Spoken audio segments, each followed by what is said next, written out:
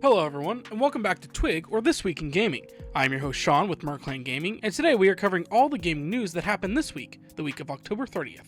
This week we had the release of Alan Wake 2, along with a massive patch for Payday 3 and Baldur's Gate 3. Then we have some controversy with Bungie and The Finals, and to wrap it up we had the launch of the new Fortnite season. Let's jump right into it.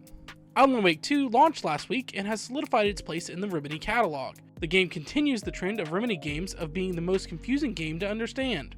At this point, we recommend either playing or watching a recap of Alan Wake 1, Control, Quantum Break, and some of Max Payne 1 and 2 before playing Alan Wake 2. All these games and their characters are referenced throughout, so without some understanding of their story, you will be confused. Besides that, this game plays like Resident Evil 4, but with much more of a focus on story and exploration as you try to solve the mysteries around the town of Bright Falls and Alan Wake. Payday 3 got a massive patch this week that fixed over 100 plus bugs and issues. This patch is basically a day one patch fixing so many bugs and issues that the game shouldn't have had when it launched. From fixing PS5 aim assist, infinite weapon XP, gave pre-order bonuses to everyone that should have had them, and many crash fixes.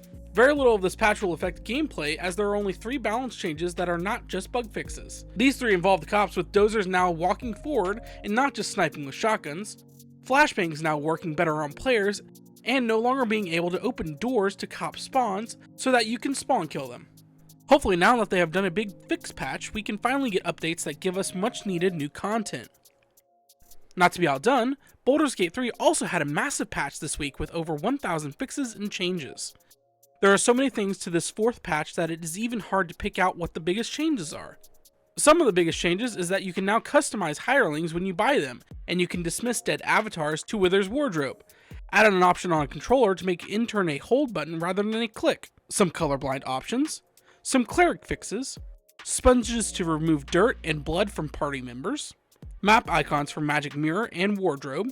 And hundreds more. If we tried to cover more, there would be massive spoilers for people who haven't beaten the game. So we will stop with these, and if you want more, we suggest you go read the patch notes. We are glad to see that even after release, they are still making this game better and listening to what the community wants. Bungie this week has laid off over 100 employees. The reason they are stating this is that Destiny 2 has underperformed over the last year, and that pre-orders for their next DLC, Final Shape, are lower than expected. This drop in players and in-game purchases are to be expected when you start using the modern in-game currency system that most games use, along with the way overpriced cosmetics. The final straw for this was when they added pay to win with the introduction of battle pass items that would let you craft perfect roll weapons. It is sad to see all these people losing their jobs over higher ups decisions, and we hope that they find a better job soon. We're also curious to see how all these changes to Destiny 2 and the unfortunate layoffs affect the new marathon game. With the way it is looking now, it could turn out to be a mess. Next up this week is the controversy over The Finals. This fast-paced first-person shooter is in beta currently, but has a great gameplay loop that people are enjoying. The issues with it rise with the fact that all the voices in-game are done with AI. These issues are due to it taking away jobs from voice actors, along with the fact that these voices sound terrible. The game is going for a game show theme, but the in-game announcer calling everything out just doesn't seem to match the tone or energy of the game. It could just be the lines that they gave the AI to use, or just the fact that it is a generated voice that is making it sound that way. This whole argument was brought up just after the SAG-AFTRA strike, meaning the game is getting a massive amount of negative press while still in beta. Hopefully before the full release of the game, they do something to make the voices sound better. We would hate to see this excellent shooter fall off just because of the voices. Kingdom Hearts has announced another mobile game.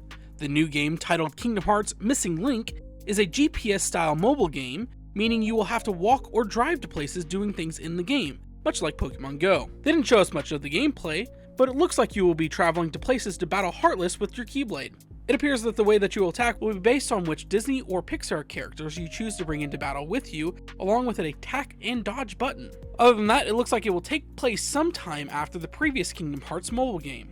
We will have to wait and see what it adds to the already confusing lore of Kingdom Hearts when it launches sometime next year. Call of Duty Modern Warfare 3 had its early campaign launch this week. There are a total of 15 missions for this campaign that each give a reward to the player for completing them. Some people are enjoying this and others are not, so we suggest at least trying it if you are purchasing the game for multiplayer or zombies. Now we will just have to wait and see how the other 2 main modes of the game feel upon release. Along with this, Xbox has decided to forcefully advertise the game to players. Upon starting up your Xbox and signing in, you will be provided with an advertisement from Modern Warfare 3 that you must close before you can access your home screen. After closing it once, it doesn't appear again. It is odd that this is the first time they have chosen to do this type of advertising, and we hope we don't see it again. And last this week is the new Fortnite season titled Season OG. This new update changes a lot of the current game to make it match the original Season 1. All the old guns have returned, from the M16 style AR, pump shotgun, grenade launcher, and the classic pistol. Along with this, they have removed the gold and augmented systems that players have gotten used to. They have also removed the crazy movement items that we had last season that made traveling the map instant. So the game is back to a slower pace, with you mostly having access to green and blue weapons. They might bring back some of these systems and items as the seasons progress, since they are doing weekly changes to the map and content this season. Original map locations returning is a nice touch that players enjoy. From Tilted Tower, Retail Row, and Loot Lake, many locations are here, but who knows what they might remove or replace in a later week. We can't wait to see how they handle this constant weekly change and how different each week might feel. And that will be it for this week in gaming. Please make sure to check out all of our other videos and subscribe for more content coming in the future of all things gaming. This has been Sean with MER Gaming, and we will see you next week for another episode of This Week in Gaming.